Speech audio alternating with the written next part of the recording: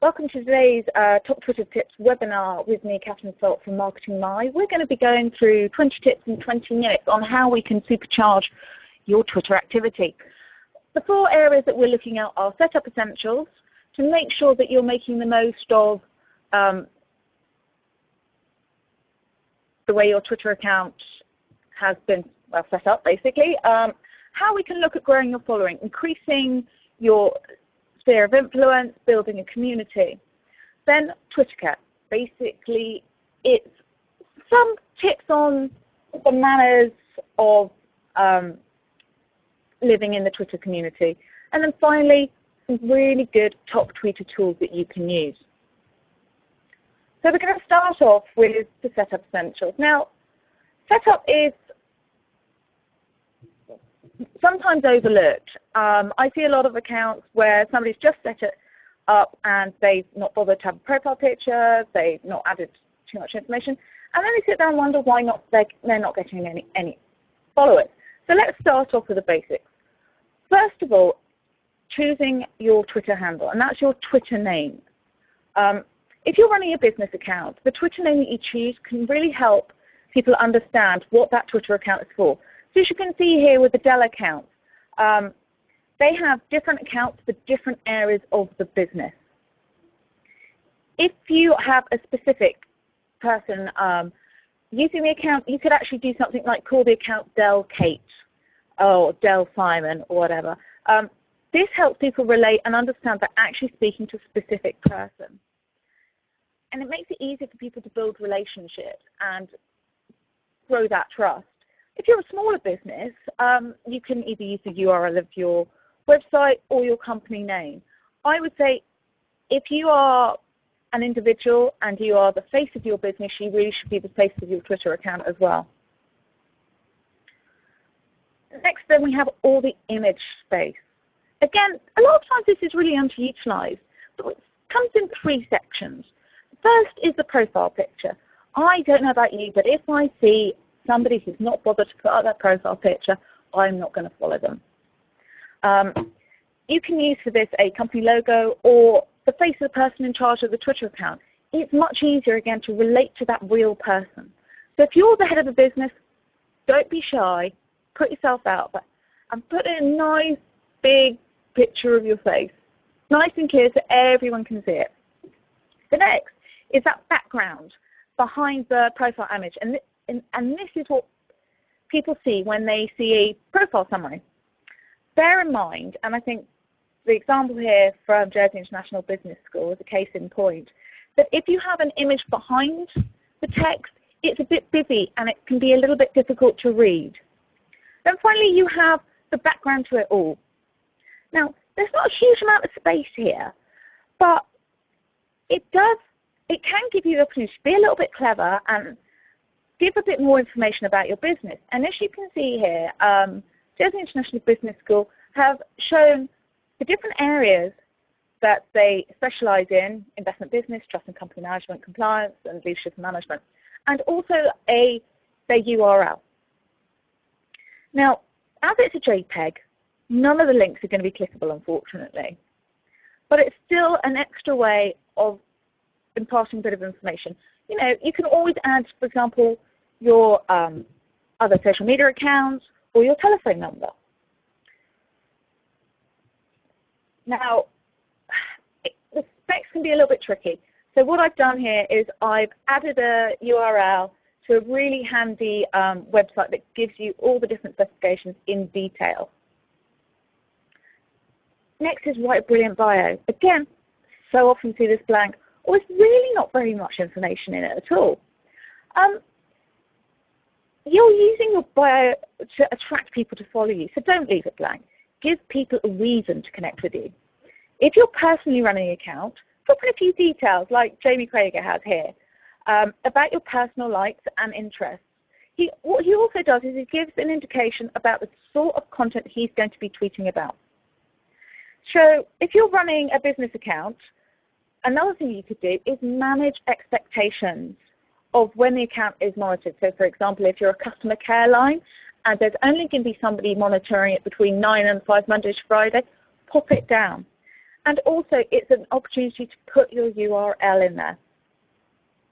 Now, one of the things I wish I had done when I first started was set up lists. It's a great way of keeping track of people you follow. And it helps you make sure you don't miss tweets from your favorite or most important tweets that you're following. Again, I so wish I'd done this when I started. It's easy to set up lists and separate people by their interest, profession, or location. Or, for example, you can put all your current customers in one, or potential targets. And you don't have to have all these lists public. They can be made private for your own use. Next, again, I see people forgetting this. Often the way, isn't it? It's the simple things that we forget. And integrating your online and offline can really help make more of your Twitter account and your Twitter activity. And so many businesses set up a Twitter account and expect people to psychically know about it and where to find it. Take advantage of the tools that Twitter gives you. You know, you can download and add a Twitter follow button or a tweet button to your account, to your website. What I would say is I never understand people who hide the links to their social media accounts at the bottom of the page so no one sees it. Another thing you can do is add a link to your email signature. Another really simple thing. If you have a business, again, that you still have printed brochures, add your Twitter handle to it. Don't make it difficult. Don't put find us on Twitter. Give these guys a fighting chance. And when you start thinking about it, there are so many places you can add your Twitter handle. You know, presentations, business cards, etc. I see a lot of people as well who like to link their Facebook and Twitter accounts. So all their tweets appear on their Facebook page. I don't think this is very wise. Twitter and Facebook have a very different audience, and the volume of tweets can be a bit off-putting.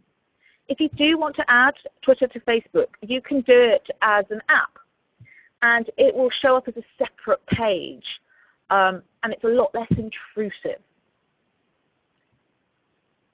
Now, one of the key things for a lot of people is making sure they have hundreds of thousands of followers because it makes them feel important.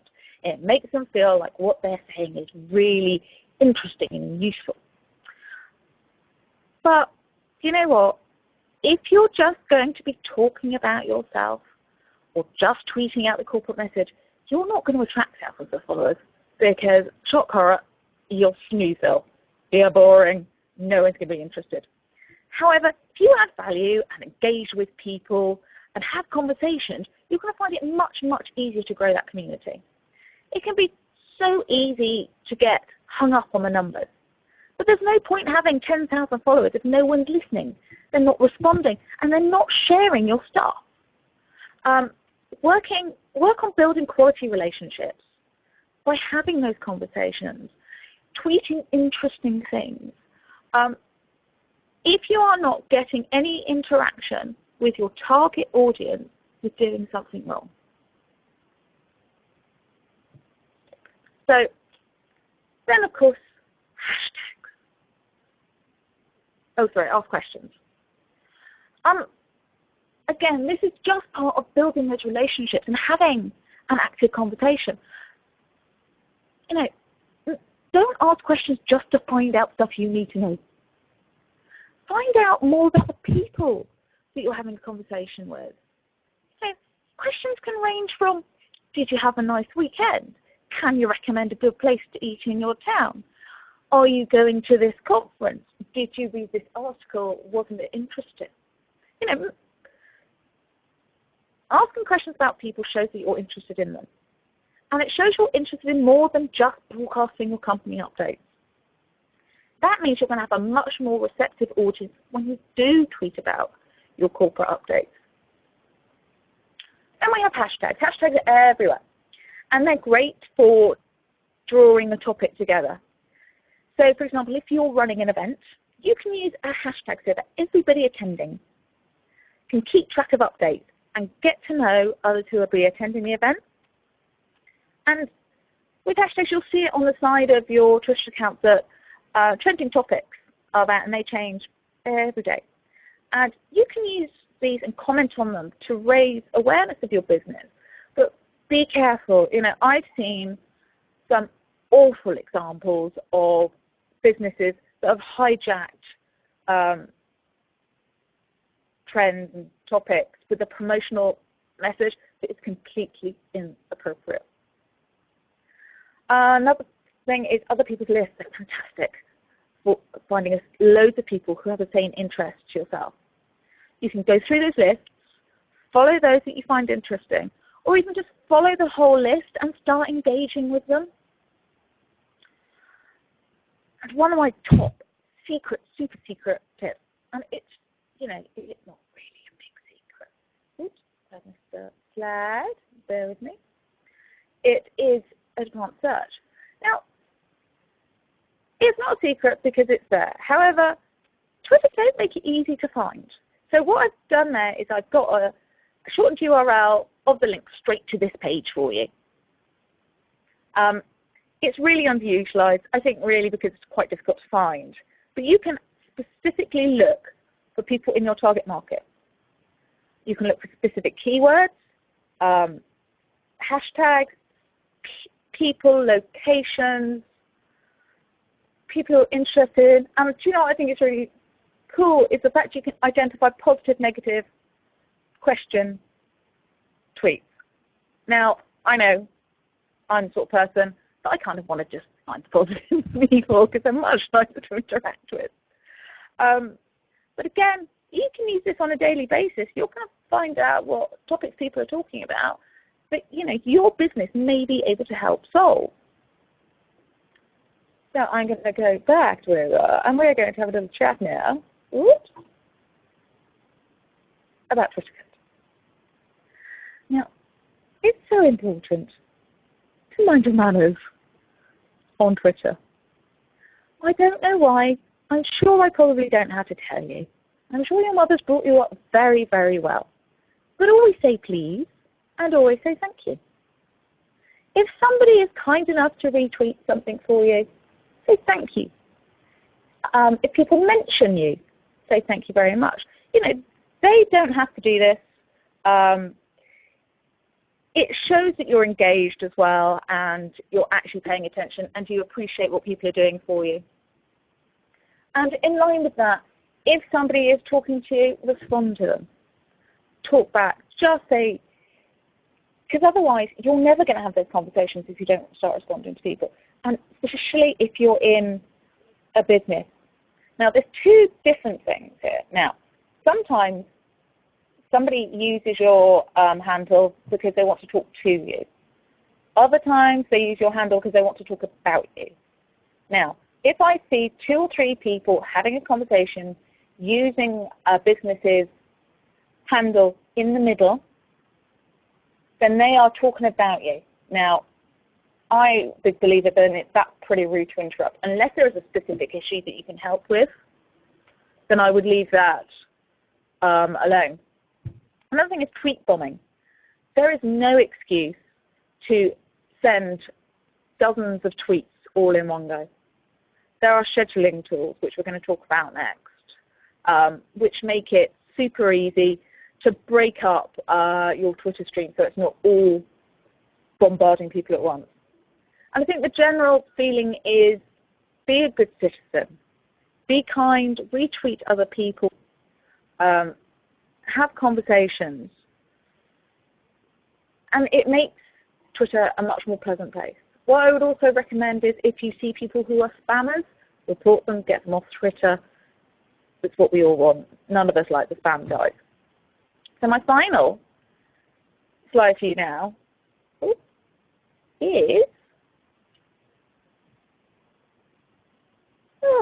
slipping all over the place. All the cool tools that you can use. Now, these are ones that I quite like. There are hundreds out there, seriously hundreds. But I like using Hootsuite. There are lots of Twitter management tools. You know, a lot of people like Twittequette, but this is the one I use. And what I like about it is I can lay out a tweet stream, mentions, sent tweets, and lists. So it's much easier to navigate than it is using the Twitter interface. And the great thing is there is an iPad app, iPhone app, Android app. I have to say, I don't know if there's a Windows app, but it also allows you to schedule tweets, shrink your URLs, and it has a number of options if you are part of the team working on an account. You can assign tweets to be acted on, and you can keep track of who's responded to what. Now, after your Twitter account has been running a while, you might need to do a little bit of tidying up. And Manage Twitter is great for this. You can use it to find out who's not following you, what inactive accounts you're following, and any spam accounts. And that can really help you just tidy it up and keep it under control. Buffer. Oh, I love Buffer. If you're a bit like me, I tend to batch work. So you'll get me at the end of the evening or the end of the afternoon, and I will go through lots of blogs and do my reading. Now, what Buffer allows you to do is then send tweets, content into the Buffer app, and then Buffer identifies the best time to send it through your Twitter account, which means you won't get any tweet bombing, and it actually identifies the optimum time of day you get retweets. You can also go in and put in specific times that you want those tweets to be delivered. Really handy, and it integrates directly with Twitter, which is great.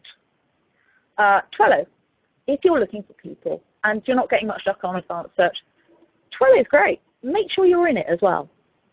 And you can search people by interest, for example.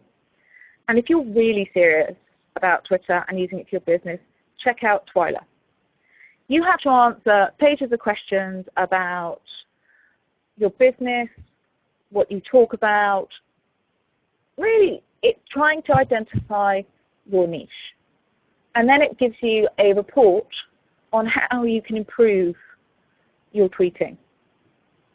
The initial report and everything is all free. I would definitely recommend checking that out. So that has been a whizzy whirlwind trip through Twitter. I apologize for a few slide issues and a bit of a delay getting started. However, if you found that interesting and you want to get in touch with me, you can find me at MarketingMy. And my website is marketingmy.co.uk. My Facebook URL is facebook.com/marketingmy. And the Twitter account, obviously, is at MarketMy. Yeah, someone else got MarketingMy, unfortunately. Thank you so much for coming along.